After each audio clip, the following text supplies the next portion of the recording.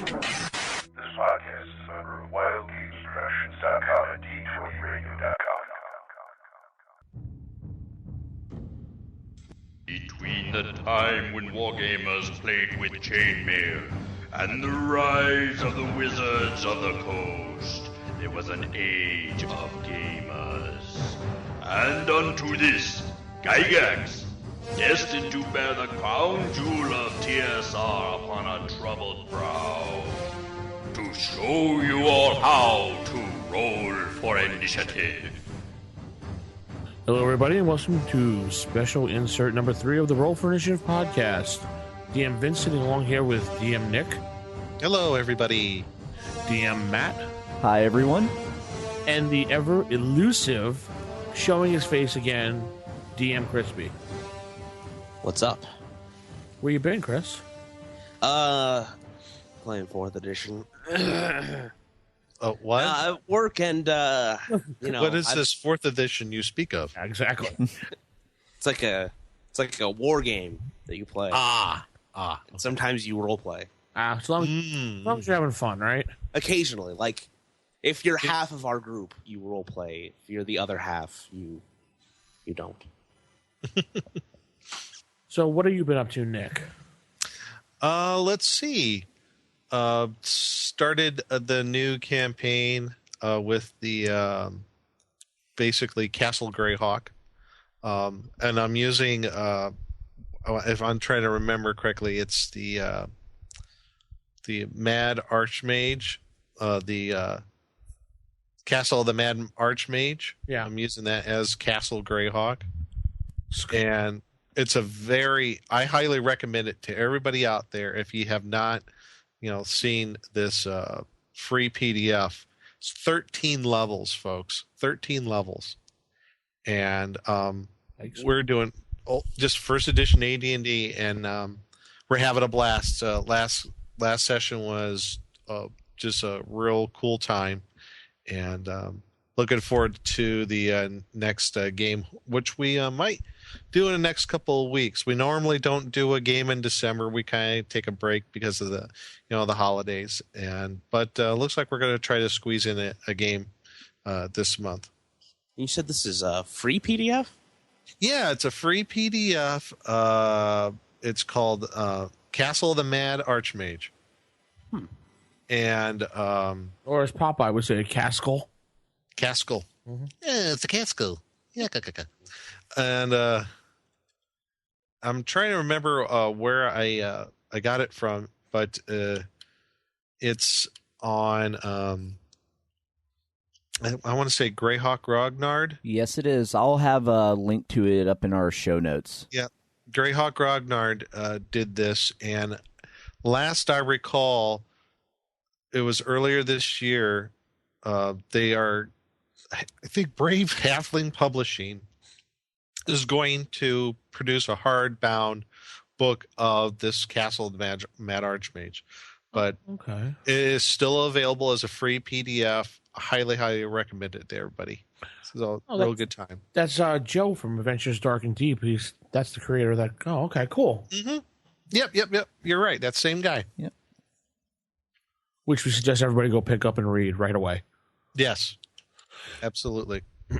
Okay, cool. Matt, what have you been doing? Well, my weekly gaming group's been having scheduling issues because of the holidays and whatnot, so really haven't got much gaming in. But I am right now in the process of writing a review of a supplement for that war game Crispy's been playing. I'm in the process of writing a review for the Heroes of the Feywild book for 4th edition over at for diehard game fans. So that should be up in a couple days. I just need to finish it up tonight. So I'm like right now have like 6 pages written and still have like a couple more sections to go. So, but yeah, it's very much fairy tales in D&D. Yeah, and I won't even go into the whole cosmology differences between the 4th and every other edition. It's quite different and kind of made my head hurt. Yes, it's like they simplified things at the same time. I'm like, this is so foreign to me. I understood the complicated. Yeah. Yeah, I got to get my first article up for them, too. I just have been in the process of moving around, so I didn't have a chance to actually review anything yet. Yeah. Yeah, I've been all over the place. I've been in Texas, Arkansas, Virginia. I didn't even think I went past Nick's house twice. I don't know. Oh, really? Yeah. Wow. Yeah, we've had some problems since you've been gone. We've had what's been now known as the Occupy Castle Greyhawk.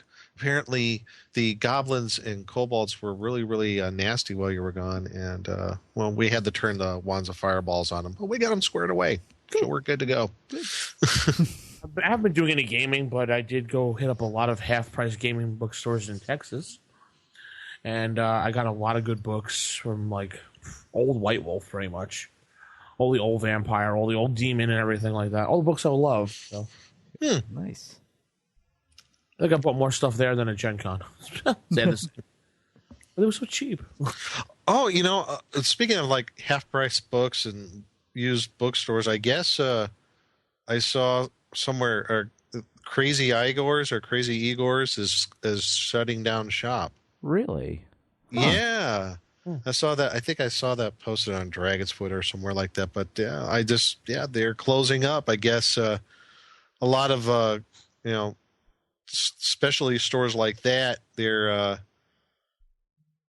because of like the internet, you could get things for you could get them for cheap, through eBay or something like that. I mean, it's really putting a hurt on those specialty kind of stores that they really only focus on the used and out of print materials.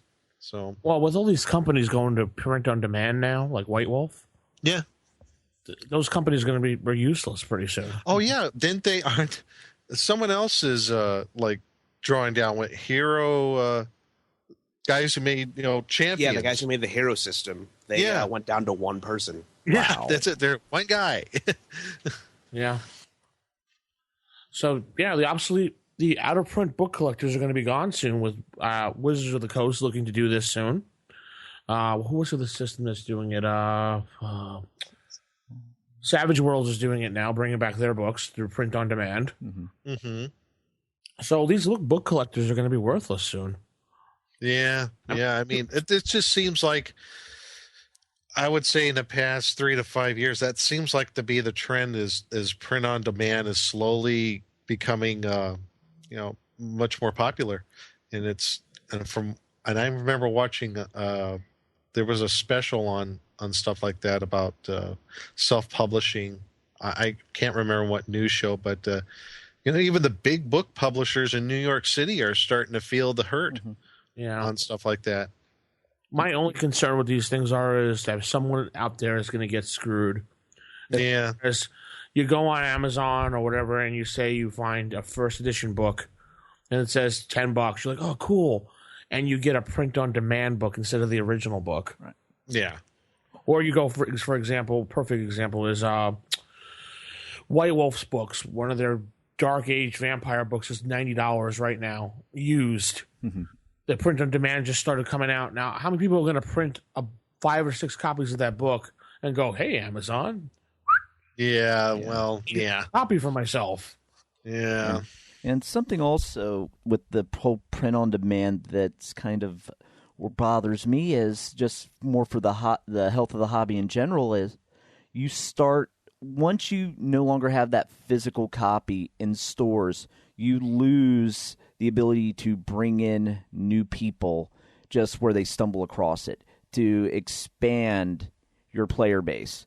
Because if you're not a gamer, are you going to hop on the internet looking for RPG games to play? Whereas if you were at a game store, maybe looking for a board game, or at a Barnes & Noble or some other more mainstream bookstore. Books A Million. You're right, Books A Million. You come across and be like, half price, wait a minute. But yeah, you lose that sense of discovery where how many players picked up their first D&D book because they came across it at like a Toys R Us and that was their first exposure. Right. You lose that, at which point the only people buying the books are those that are already in the bubble, and they were going to find it no matter what. So, and once those people age, they die off, and so does the hobby. Yeah. See, there goes one right now. It just died off. Exactly. I was having this discussion with the guy that manages the comic book shop I go to in the comic book industry, and he was like, as a matter of fact, I think this sport's going to die real soon. Oh, his whole thing was they're killing themselves because, one, with comics, he said there's 3 types of people that buy. You have your collectors, you have your people that read, and you have your speculators. Digital destroys your collectors. Digital destroys your speculators. So you lost 2/3 of your market by going strictly digital. Yep. Yeah, comics are going to, in the next 5 years, I don't think they're going to be gone as far as physical copies. Yeah, it's going to go to a digital format. Right. But what that does is you again lose some of that discovery. If people aren't already looking for comic books, they're not going to get into comic books. Right. You're not going to pick up your first issue of some random comic at like the local grocery store or at the bookstore or at Walmart or wherever. You're not going to get the new people in. The only people that are ever going to find your product are people that are already using your product. You're not going to get new blood. Yeah, you're only feeding your own fan base. You're not expanding like fan base or your. I mean, with all the advertising and all the movies out, I mean, well, going on the internet, I see an advertisement for a Superman comic every 5 seconds. But on sites that already attract people already reading Superman, how many times are you going to see that in a mainstream site that isn't comic related? You're not trying to grow your market. And he even went into the history of comic books. The worst thing they ever did is, if you look at the price of a comic book, compare it to other magazines, a comic book's like $3-4, or a newsstand magazine is like 2 times the size of it at double the cost. Oh, are you kidding? Some of the comic books are like $5.99 right now. Those are like your 64 pagers. Most comic books are 32 pages. What happened was, with comic books, they never grew in size compared to other magazines. All magazines at one point in time were like 64 pages. And then as other magazines started lowering their price but throwing in more ads and making their books bigger, comic books resisted advertisements at first, back in the 40s. They were more concerned with that 10-cent price point. So what they did is they shrunk their content instead to keep their price point, whereas other magazines more openly embraced advertising. Comic books back in the early days rejected it. At which point, after a while, everyone just came to expect comic books cost this much. It wasn't until recently that the comic book prices started increasing so rapidly. If you look at the price differences between the 70s and 80s and 90s, it's a slow and subtle. Only recently has it been the huge jumps. I've got some old comics from the 90s, back when I still read comics and collected, that are about $2.50. So over the last 10 years or so, they've gone up by about $1.50 or so. Right. But look at how much magazines have went up in the same time frame. Mm-hmm. A lot more. So if you're a mass marketer, are you going to buy a product that sells maybe 100,000 copies because there's very few comics that sell even that much now? And please, with all the pirating going on with comics, you don't even have to buy comics anymore. Right. You don't. Right. I mean, the best thing they could do is, when I first heard about the digital initiative of the comics, is open up your back catalog of those expensive issues no one can actually afford to buy. That's what you put online. You give access to stuff that players or readers do not have access to. Don't give them digital. You don't have to give them digital access to stuff they can actually get. Right. And if you do something like that, you have to, space it out in time, I guess. Right. They caved. Right. It's like with the Joe Quesada caved finally with DC Publishing. People complaining constantly, why can't we have day and print digital? Right. Why do I have to go to the comic book store? Why can't I just open up my iPad and download it? Yeah. Why he finally just said, you know what? There. Well, enjoy. Marvel's other problem was they were like direct to trade. Everyone knew every 6 issues story arc was going to have a trade paperback. So at that point, why bother collecting them? I'll just wait till the entire thing has been played out to see if the story's good. Oh, if the first 3 issues were good, then issues 4 through 6 sucked. Guess what? Before, I would have bought the first 3 issues and stopped buying them, but so they had 3 issues of sales. If I'm waiting for the trade, the story sucked. I'm not buying anything. Exactly. So, all right, Crispy. Yes, sir. Who's your icon for on Skype? I have to ask this. I believe it's still Michael Bolton. Some old guy holding a potion up. Oh, it's Ezrin from Pathfinder. Oh, okay. He's the iconic wizard. Gotcha. Okay, thank you. That was just bothering me. As we were trailing off on the show here, the comic book world.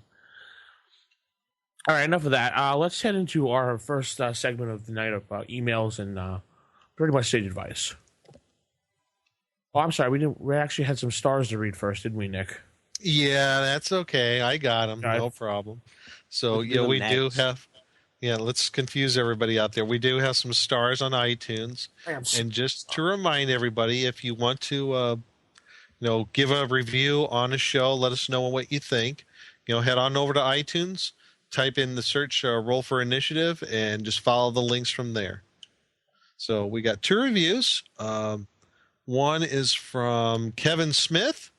I don't think it's the Kevin Smith. I saw that on our Twitter. It said Kevin Smith is now following you. I'm like, what? Is it the Kevin Smith? That would be so cool. It's not. But it's by Kevin Smith, and he says, Return to Glory. And with 5 stars, he says, an absolutely amazing show. If you've ever picked up or plan on playing first edition or done any old school gaming, you need to watch this show. Well, listen, everything a great podcast needs, this one has. After picking up the first edition AD&D books at a used bookstore, I unfortunately started my gaming with 3E, albeit playing a converted version of Scourge of the Slavers and the following modules. I went looking for anything that could help me learn, and this podcast did the trick. Really looking forward to putting to use all the knowledge I have gained from listening to this amazing podcast. Well, thank you, Kevin Smith. Love your movies. Yeah.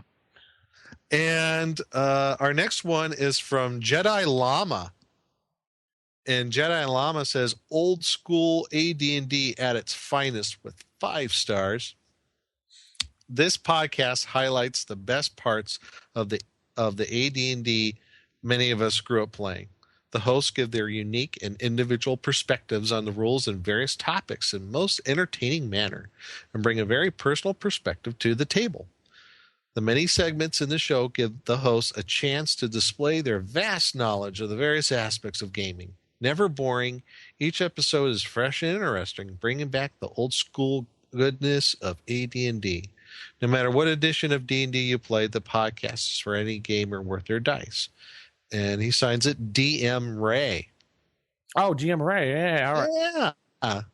So those are our 2 current reviews, and we are up to 93 reviews, or almost at 100. DM Ray actually has a post on the private forum area where he was making alcohol. And he couldn't play a game, but he was making alcohol. So I'm like, dude, mail it to me. There you go. All right. So thank you for your reviews. And anybody, if wants to send them in, again, go on to iTunes and you can find us there. Woo, woo. And send the sage advice. Master! They're at the gates again! Master!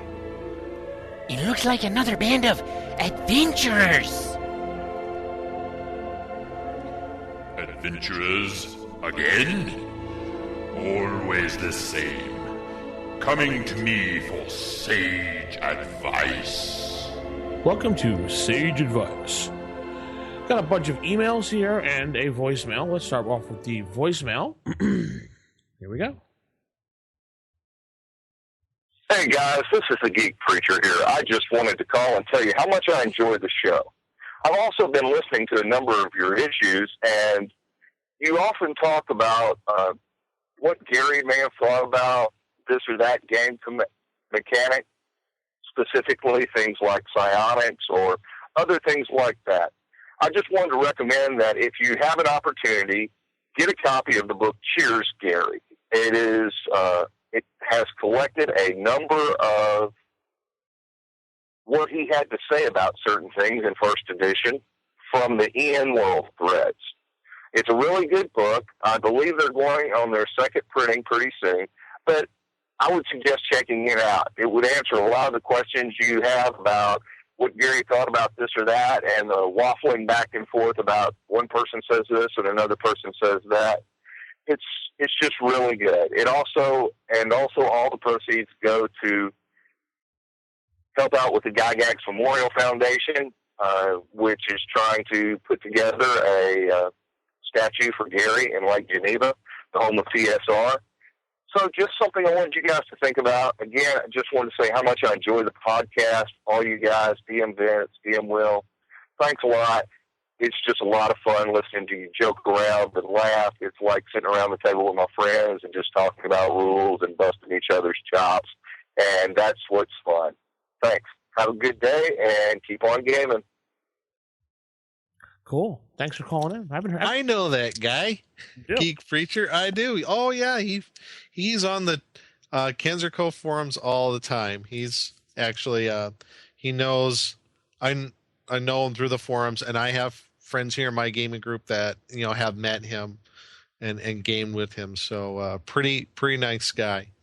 Yeah, I think he actually came over when I was posting on the Hackmaster forums for a while.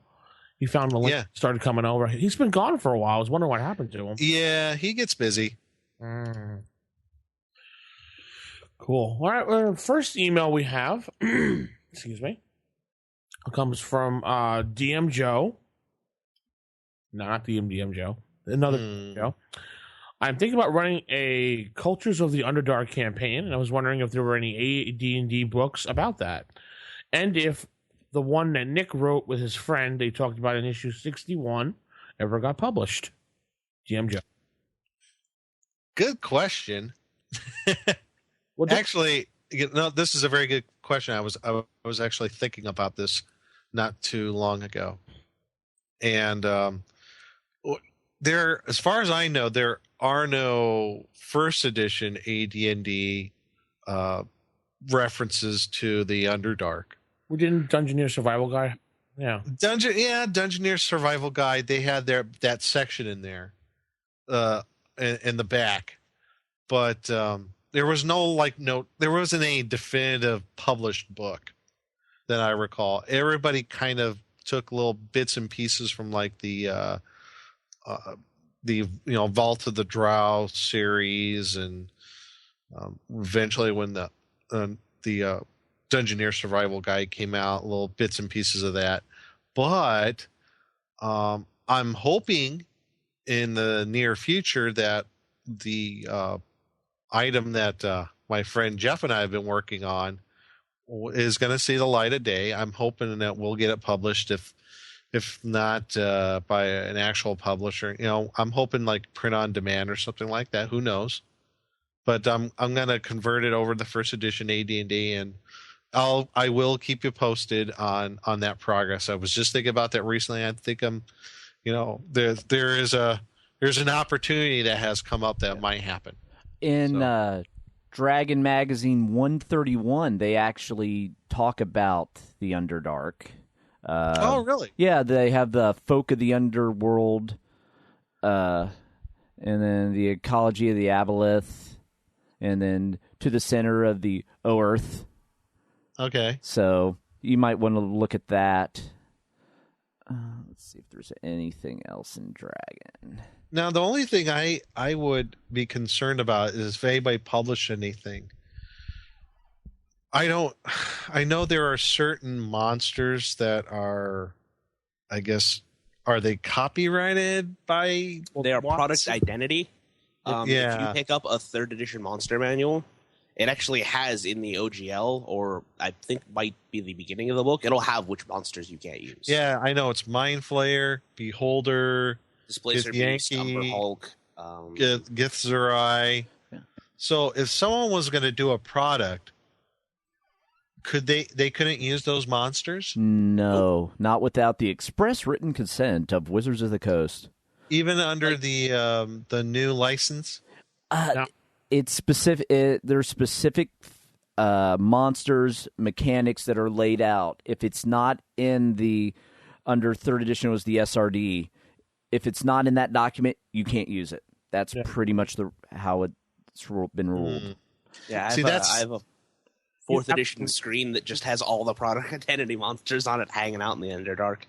So, well, what if I didn't do something that was, for profit? What if it was just a fan created material? Yeah, Nick, I went through all this stuff. You cannot do it no matter what.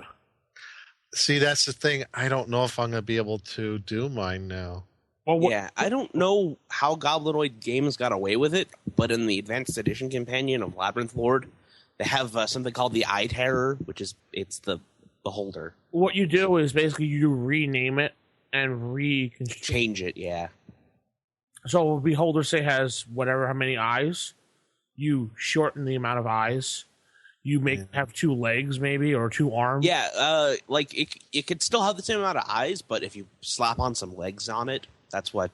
So if I wanted to use, because in our original Underdark thing, yeah, 2 of the major players of the city in the Underdark city are Mind Flayers and Beholders. They are key elements in the whole dichotomy of the city. You have to name them and redraw the picture of them or re-describe them. Because that's what's his name from Knights and Knaves, Steve? That's how he got all his shit taken down. Oh, really? Because the Wizards of the Coast went after him because he had a Beholder and a Mind Flayer and something else up. Huh. Okay. Just rename them. Mm-hmm. Well, I'll just call them Eye Tyrants and Illithids. Yeah. Well, I think the word Illithid is copywritten. Yeah, that is. Okay. I'm sure you could do some of the weird name for them. You could be like Lilithids. Yeah. Put them in trucker hats and flannels and call them Billithids. Bill Billithids. Woohoo. Gonna eat your brains. Before he fries them up. Gonna eat them brains. They're good and fried up right there. Mm-hmm. And why did they copyright those monsters? I don't understand it. Why? Why them? It's because of things that went on through history. Yeah. That went on through what? Throughout history with TSR and other companies copywriting.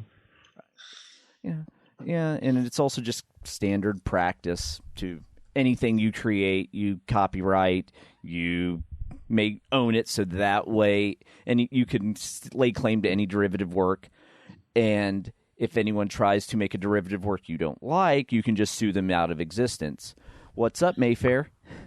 Yeah, well. Oh, why don't you just, if you want to solve your problem, Nick, move to England. Oh, good point. Yeah, just publish it there. What the hell you want there? There's no copyright laws there. Yeah. Well. Or Canada. The only way you could get around stuff like that is like what happened with Kenzerco and Hackmaster if you produce it as a parody. Right. Yeah. And that's parody material there. You have a little bit more leeway. I mean, that's why guys like Weird Al Yankovic were able to get away with so much stuff in the years. Right. Well, it's Weird Al. He also would always go to the artist and ask permission. Yeah. So, even though he didn't have to, he would always ask permission just because he wanted to stay good with everyone. But there has been a few instances where he got permission from one of their underlings, but the actual artist didn't like it. With Amish Paradise and Coolio, for example, Coolio hated that song. Did he really? Yeah, there was a big stink. He thought it was like disrespectful or something. But yeah, Coolio did not appreciate Amish Paradise, but his people okayed it. So there you go, Nick. You really can't, unless you change those things up, you really can't print them out. Oh, poopy. Even if it's a fan-based thing. Right. Okay. Well, I mean, if I change the names, I guess it's not such a big deal. You would need to change the names, the description. I mean, Yeah, you would basically have to create. You could create a new monster with a similar flavor, but it would have to have quite a few differences to actually be able to pull it off. Wow, that just makes my work a lot more difficult then. I think you could put it up on a website. Yeah. And just say, this is my world, this is what I've been using, and say you put, no money is made off of this. I think you can get away with doing that. I've seen tons of those websites. Right. It really becomes a matter of, do their lawyers find it and do they want it down? I mean, it's, for the most part, if you're not getting that much attention, they'll just ignore it. But the way the laws are written, it's very much, if you don't defend your copyright, it doesn't, you lose it. So it's, use it or use your copyright or lose it. That's what companies like White Wolf and Savage Worlds. I can't think of the name of their company. Something where they have those fan base agreements that says you can use our material for nonprofit on your website. Just slap the sticker on it and direct it back to us. Yeah. Okay. And I've seen tons of material done by people from White Wolf and Savage World. It's just fan supplement, and they get to print it out. They're not selling it. It's free, but I wish Wizards had that, but they don't. Well, I have to see what I can do as far as getting it out there. So I'll keep everybody posted. Certainly. And another email comes from, I can't pronounce his name, and he's going to laugh at me yet again, but it's Doc Mindwipe on our forums. He wanted to know if there was a map of the world of Greyhawk complete. Is there a place you can get that? Oh, yes, there is. There is a website that you can find the complete map of Greyhawk. I'm looking through my links right now, and I know the first Gazetteer that ever came out had a complete map of Greyhawk. If you go to, I got the link right here. I'll put it in. I'll send the link right here in our notes, and I can put it up on the site. Yep, but there is you can get it either pre or post Greyhawk Wars, your choice. So that's cool. And here we go. There's my link. Okay. I got sent the Matt there, who's our wonderful producer. Mm-hmm. So he actually Doc Mindwipe found our show through. I went through a Yahoo group, First Edition D&D. I don't know if you ever heard of that group. No, I don't know. No. Yeah, if you go to Yahoo groups and you type in First Edition D&D, you'll get an old school D&D group. Oh. It's really cool. A lot of people on there that you might have seen in the past are all hidden. Okay. Like all the people that left Dragon's Foot or left Knights of Knave, or they're all strewed out and hidden in there. They're all hidden in their own little corner of the internet. Their own little Underdark? Yeah. Okay. What I like about it is because you can get delivered right to your mailbox, like the old Yahoo groups, which I used to love. Yeah. And there's no people like complaining and fighting and my sword's bigger than your sword. They just they just talk and they chat, they ask questions, new people come in. Don't you hate it when they talk about sword size? I hate that. I know, I hate that too. Yeah. Yeah, so that's that. I think we have one more here. Let me just get to that one. It's from DM Lon. Okay. He said he was listening to Honor Thy Options and caught about the part where we were talking about comeliness. Mm-hmm. And he's like, he said the consensus as he heard it was, as Nick put it, more of a dumb stat than charisma. He says, Nick, I disagree with you. Okay. He runs a game that is based on using comeliness as a major stat as well as perception from the Dragon Magazine article. I use it as a base stat. I allow charisma to affect it, and I will allow random events to move the comeliness up and down. My players do not know that this is coming yet. Many of them will soon have to lower their comeliness because of a curse thrown on them by an evil NPC. Okay. I will not use comeliness exactly how it is in the book. I do agree it's silly. He said he uses it basically moving it up and down. That's pretty much how he does it. I guess he decides. So you actually get physically uglier or prettier? Yeah. That's weird. Well, if you think about it, people do that. Well, Have you ever seen a girl and you're like, wow, she's hot, and like the next day you're like, dude, what happened?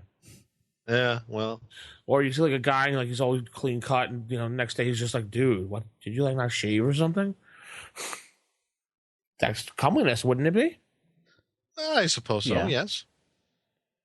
But if that's the way he wants to do it, that's fine. That's fine. I'm just not using that particular stat for my game currently because I just don't see a need for it. Yeah, I don't use comeliness either. I don't think I've ever used it. Maybe once or twice, but to each their I think I've said repeatedly that I think it's stupid. crispy.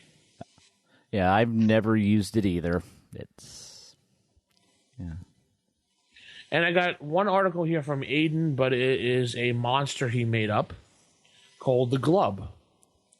The glub? Yeah, I'm gonna just pull it up here and I'll read it real quick what it is. The glub are a weird plant growth found in the subterranean areas. It looks like a large glob of blue slime. It will always stay in one place as its undersides acts as sort of a glue. This glue will spill out from the glub when it's killed, and a saving throw versus acid must be made doing 1 to 12 hit points of damage if a saving throw is not made. Its only attack will electrify any creature who touches it. Wow. The electric zap can travel through any sort of metal, causing 2 to 20 hit points of damage. No saving throw. Wow. All right, its stats. Number of appearing, 1 to 5. Armor class, 8. Movement, 0. Hit dice, 3. I think it's a little low. well, the whole point of it is to explode. I think Yeah. it's like, okay, yeah, hit it, boom. Oh crap, we're all glued now. 100% in layer, no treasure, no attacks, no damage. It's an annoying creature. Magic resistance, 35%. Yeah. Jeez. Ooh, 35% magic resistance? Wow. I would maybe raise the hit dice on this creature, though. I would fill a hall of those things. Put a hallway 50 feet long of those things. They're On like the ceilings, the walls. Heck yeah. Yeah, I'll throw this over to you, Matt, so you can post it with the show notes. Okay. And I just imagine if you have your players coming into that hallway that Nick wants to set up, and then he's got a boom box and he starts playing that song from the Matrix Nice. when they're in the airport terminal. the final countdown.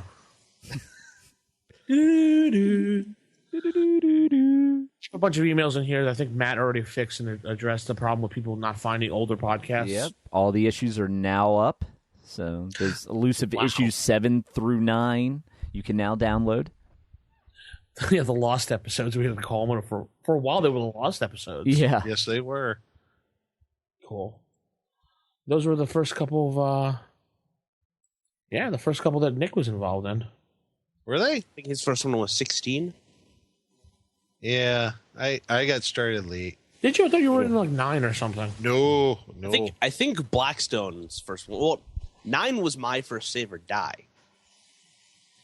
Was it? Maybe that's what you're thinking. Yeah, we talked about werewolves. That's good show. But yeah, I think 16 was Nick's first official job as a host. Oh. I also found another thing from Lon in here. He wrote up a rod of chaotic wonder. He only wrote it up basically some of it. He said to write up the rest later. He said, it's a rod that has been corrupted by a demon lords and is actually chaotic in nature. It uses not only the normal Rod of Wonder table, but also uses the table of wild magic from 2nd edition. Whoa. Basic idea is on a 1 to 30 on a D100, the rod, roll again on the Rod Wonder table. Okay. 31 to, what? 31 to 00 roll on the wild magic table. I say, okay. Then roll a 1d10 minus 1 for the spell level, and then what I have been doing is eyeballing the spell list, rolling a d30 using the Wild Surge table to amplify any spell chosen. Well, I need a full write-up on that one. Yeah. It's a little confusing, but it was interesting to hear. And looking through the emails, a couple people wrote in they got their DM screens. Oh, goody. I said, thank you. No, there will be no more DM screens. I'm not dealing with that person ever again. Oh, really? No, there was like 5 of the screens that were lopsided. And they were glued wrong. And the guy was like, whoa, it's only me doing it. It has to be some human error. I'm like, dude, I bought how many screens from you? And you're going to sit there and tell me that? I mean, Nick, you were sitting there making a product by hand, and if you put something on lopsided, wouldn't you start again? Yeah, I would try to do the best I could do, actually. Yeah. I made sure to report that guy in the forums so anyone doesn't buy any product from him either. So that's that. We can head into game mechanics next, unless anybody has anything else. No, we're good. Let's head on into game mechanics then. Yay.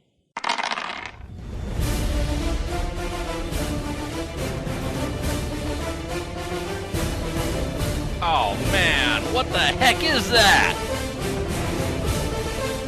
Stand aside, you fool! I have a spell that will work here!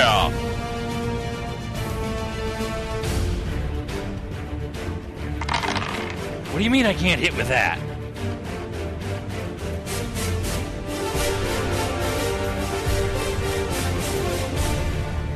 Oh, right, fine. Show it to me in the book. Welcome to Game Mechanics. All right, everybody. This segment of game mechanics, we're going to talk about an item out of the Dungeon Master's Guide, placement of magical items. And this is in the Dungeon Master's Guide, like I said, pages 92 and 93. And I don't know why I picked this section earlier. I just thought, okay, this would be a really cool thing to talk about. I haven't read this over in a while. As I reread this area, this placement of magical items, I was really blown away at how chock full of information this whole it's about a page worth of material here. It's just full of great information for any DM and any player, really. And to kind of give an overview of this whole section is really what happens. We talk about 2 different extremes in DM style. And it talks about the Monty Hall campaigns and the Killer Dungeon campaigns. Okay? And the Monty Hall campaigns is everything is practically given away. There's no challenges to the players, to the player characters whatsoever. Eventually the player characters get high-powered servants. Also, I guess one of the things in a Monty Hall campaign is artifacts and relics are rather common. So you got people, running around with the Sword of Cost, apparatus of Qualsh, and what have you. And it's no big deal. And eventually the players get bored because there's no challenge for their characters at all. Pretty much almost everything is just kind of handed to them. And that's kind of a Monty Hall campaign. On the opposite side of that is the Killer Dungeon campaign, where you have basically what Gary says, a sadistic DM killing off the player characters, with unavoidable death traps, conveniently placed monster ambushes, etc., etc. And in most cases, players tend to move on and to either to another game, or they might go back to they get such a bad taste in their mouth from something like that, they might stop playing D&D altogether. Sometimes bad DMs are drummed out, but for the most part, some of these adventures become infamous in their own right, which I found ironic because wasn't Gary Gygax that penned Tomb of Horrors, which is known as a Killer Dungeon. So I just thought that was kind of ironic, But So kind of to start things off, that's where it goes with those two extremes in DM style. And then Gary talks about where, in the beginning of a campaign where, the item placement is important. It's crucial at the beginning of the campaign. And if you want to have certain magic items that are meaningful to have in the campaign, either unique items, they should never be randomly placed. They should be at a certain place in a dungeon or in the adventure, wherever it may be. They're there for a reason, and they're there for maybe a particular player character. Also, he warns not to duplicate powerful magical items in a campaign, and if able, the monsters will use those magic items if possible, which is one of the things I do. I mean, they should. I recall one of the things that, like in my Hackmaster campaign, one of the things I remember, there was a ogre mage, and he had this magic item. It was an all pike of speed. Remember the scimitar speed? How it strikes every beginning of every combat round. You don't even have to roll initiatives. Like it goes first every time. Mm-hmm. The all pike of speed, it goes faster than the scimitar because it's so long. And I had this ogre mage who was known as Master Pain. He's Master Pain because he knows martial arts. He's an ogre magi. And had this all pike of speed, and it was really cool. And, like rings, maybe they could fit to, like a giant or an ogre's hand or something like that. So if the monsters are allowed to use the magic items, they don't just have to sit in the treasure chest. So sometimes they do. That was kind of silly though, but yeah, it is kind of silly. Or like typical Gygaxian nature, like where you face off against a red dragon. What do you find in a dragon's horde? A sword against dragons. So yeah. Well, I could almost buy that. Wouldn't the dragon want to take that out of the open wild? And sure. He would have it locked away in a chest. In that case, it would make sense. But, I mean, like if magic weapons, for example, if you have a bunch of orcs and then their treasure hoarders, maybe like a couple of magical daggers or something, of course they're going to use them.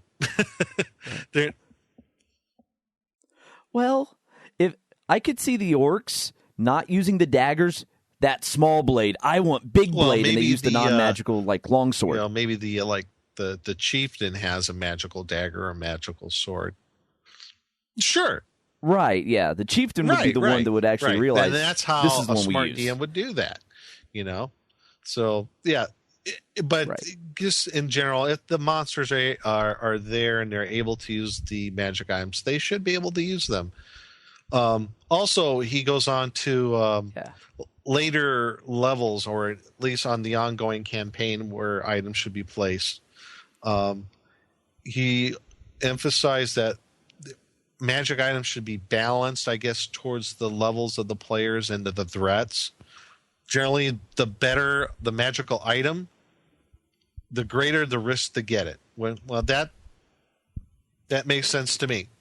So, yeah, if you're going to have like a Rod of Lordly Might, which is a pretty powerful magic item, I know we've reviewed that one in the past.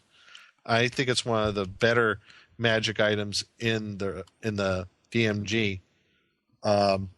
You know what? It's probably going to be used by that magic item is going to be used by a monster, or it's going to be guarded by something pretty powerful. So cool. So you have that. Yeah. And one last section in there about magic item placement where I thought was interesting, and I was blown away by this when I read it, was fudging the die roll. Gary actually said, you're justified as the DM to fudge the roll for magic items. If you roll up Orb of Dragonkind and it's only being protected by like a group of kobolds, no, they don't have Don't do that. Bad. You either ignore the roll or you pick the item that you want. That's not the first time you said that in the book. Yeah. But I just think a lot of people in the old school gaming movement that's been going on, it's like, oh, I never fudge the die roll. I'll never fudge my die rolls. Never like this. Well, you know what? Gary did it. So there you go. How do you feel about them apples? Yeah. But Gary was always like pretty cautious to be like, hey, don't fudge all the time. Right. Anytime he's like, oh, fudge it. Usually he's like, case, don't do this all the time. Right. In this case, when placing magic items, yes. When you're creating the dungeon or the encounter or whatever, and you're placing magic items, if you're going off the random tables and you roll up the magic item, then if it comes up with something that, doesn't make sense or is too powerful for the party to find at this particular time, it would really throw off the campaign. Sure, fudge it. Make some, use something else. So, yeah, that's in that particular instance, I can understand it. But yeah, you're right. You shouldn't have to fudge all the time. But I want to read just this last part. I think this is very important. Okay. And it's the last paragraph, about the second half of the last paragraph. It is only human nature for people to desire betterment of their position. In this game, it results in player characters seeking ever more power, wealth, influence, and control. As with most things in life, the striving after is usually better than the getting. To maintain interest and excitement, there should always be some new goal, some meaningful purpose. It must also be kept in mind that what is unearned is usually unappreciated. I think that's worth repeating. What is unearned is usually unappreciated. What is gotten cheaply is often held in contempt. It is a great responsibility to dungeon master a campaign. If you do so with intelligence, imagination, ingenuity, and innovation, however, you'll be well rewarded. I just think those few sentences speak volumes. And I think that's just part of the another positive from this game, and also with the old school Renaissance, is emphasizing is it's not what you gotta earn it. You gotta put up a challenge, a decent, a good enough challenge for the player characters to earn those magic items, to earn those rewards, to get the prestige and power. Shouldn't be handed to them on a silver platter. Yeah, I have a story about this that like pretty much just parallels what Gary wrote. With this group, well, one of the groups, it's kind of all fractured off now. The first game we played, a couple sessions in, they didn't get any magic items or anything like that. So I had them go to like an elven forest, and to help them on their quest, I gave them cloaks of the elven kind. Okay. I was like, oh yeah, I'm going to be the nice guy and give them a magic item. They're going to be like, oh, thank you, Crispy, you're so nice. And, they took them, and then a couple sessions later, they fought a sorcerer, but a cloak of charisma. Yeah, this is a Pathfinder game. It's a cloak, makes you more charismatic. Okay. And they ended up killing the guy. And, they're taking his stuff, and one of them, the wizard, actually wanted the cloak of charisma. And I'm like, but I gave you a free cloak. Like, you could go sell this cloak. It's worth less. Mm-hmm. And nope, she wanted that cloak of charisma just because she killed the guy, and now it's hers. So that's interesting, isn't it? Yeah, I'm like, here, have a free, awesome cloak. Right. And then when they get the lesser, kill the big baddie with the lesser cloak, they're like, no, I want that one. I want the one because I kicked his butt.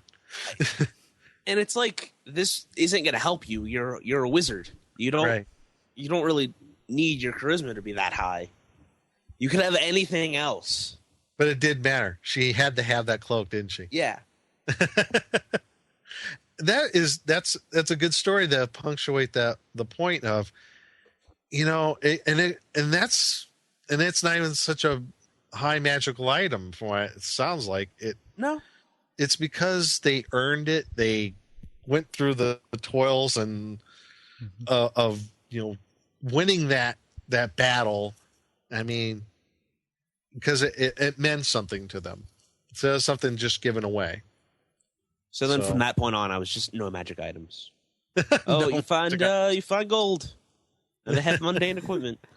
See, that's why I'm like in this current campaign that I'm doing. The placement of magic items, I'm leaving it as it is. I'm not, everything looks really good as far as I can tell in the first few levels of the dungeon. I'm pretty well pleased because right now the players are like, they have very few magic items right now. I think they have like 3 or 4, and they're like a +1 dagger. Someone has, I think, a longsword +1. They haven't stumbled upon like any wands or anything like that. A few potions, and that's it. So, and that's like, and they've been through most of the first level, and they haven't gone down to level 2. So, they're hungry for it. I think that's a good way of saying it. They're hungry for it. They want it. They could taste it. It's like, I think they appreciate it more when they finally find like, oh my God, it's a longsword +2. That's great. I'd rather be in a campaign than that than be like, oh, another longsword +2.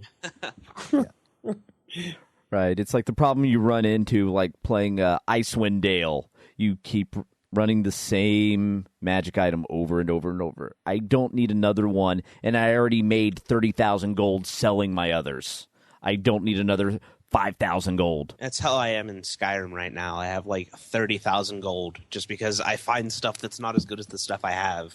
Right. I'm just like, sell. See, and that's like, I think part of that is kind of spoiled some people that play these games. When it came up to the stuff like computer gaming, you got spoiled because a lot of the, you came across all this magic, all this treasure in a computer role-playing game. And when it comes to something, like pencil and paper, a lot of times you just don't duplicate it, but I think it did over time. Some of that did kind of spill over.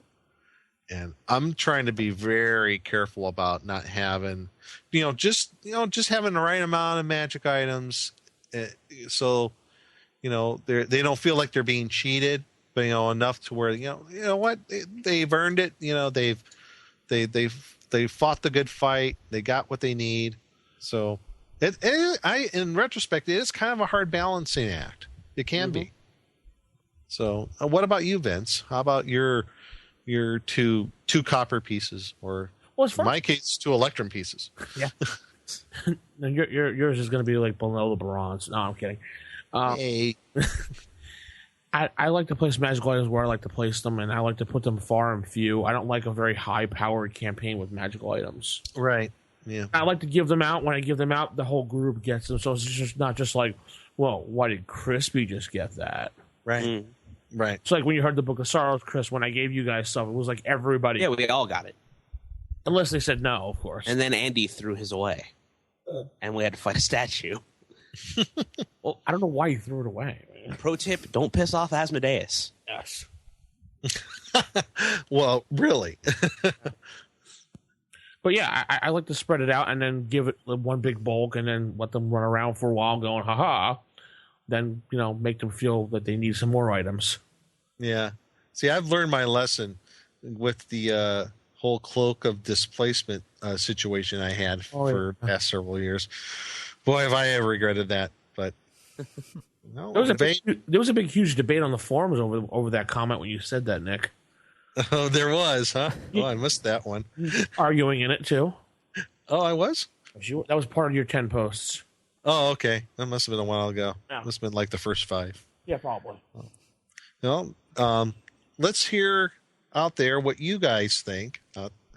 on, placement of magic items and what you do in your campaigns, or give some stories about, how you earn that particular magic item in a campaign. So, let us know. And I guess we'll move on from here to where we going next. That'd be the long trail of goodbye. Oh, no. I do have one thing to say about magic item placement. Go ahead. All right. So the thing is with Nick, you brought up earlier, the monster's not using the items, the magic items that they have. Mm-hmm. And that's a common, kind of joking complaint. Oh, it had a +2 shield. Well, I didn't use it. Right. And it was actually addressed, I think, in the last Save or Die. You guys had talked about that. Did we? I think so. I just got through catching up, but when it's all well and good to have them use the items that you know they'll have. Yeah. If you pre-generate your treasure. Yes. But if you're kind of running something off the cuff, it's a little bit harder. If you're like, oh, they're going to fight ogres. Ogres have a type 11 or IX or what. It's been a while since I've looked at generating treasure. It's A through Z in first edition. A through Z. There we go.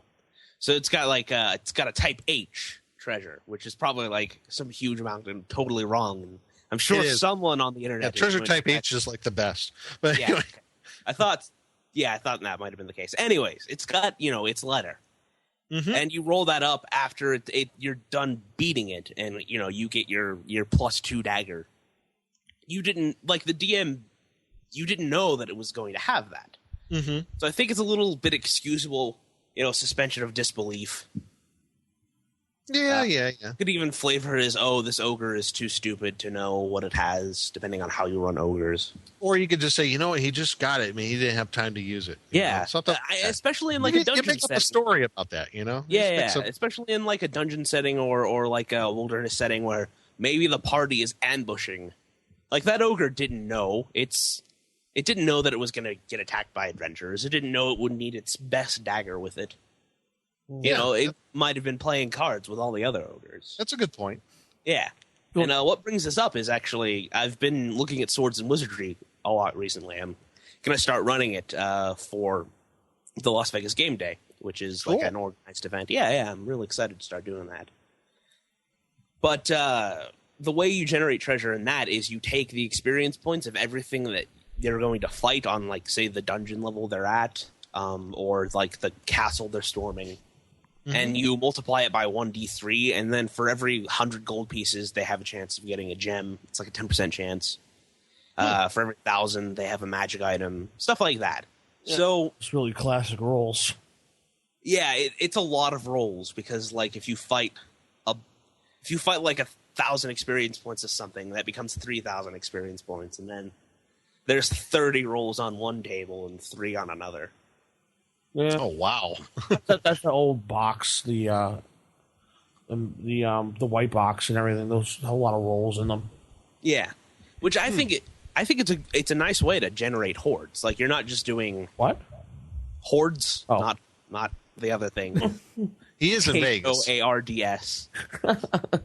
You are in Vegas, so I had to clarify.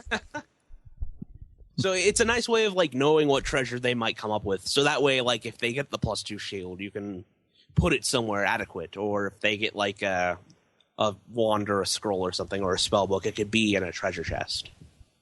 But you have to know kind of what you're doing ahead of time for placement. That's just my 2 cents. It's a lot harder to adequately equip your monsters with the magic items if you don't know exactly what they're doing. Yeah, if you're doing something just on the fly, then it's a little bit more difficult to do. But then again, that's where you can, fudge things if you want to. You're more than welcome to do that.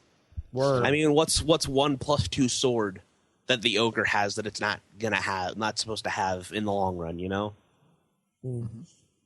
right.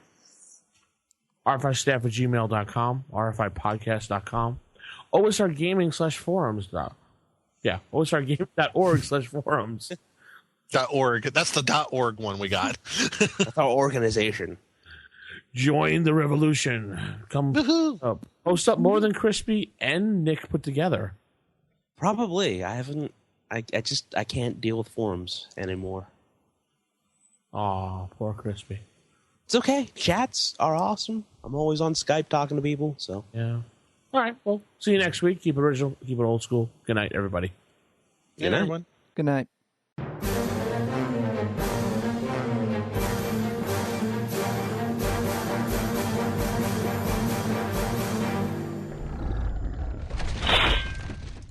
Roll for initiative.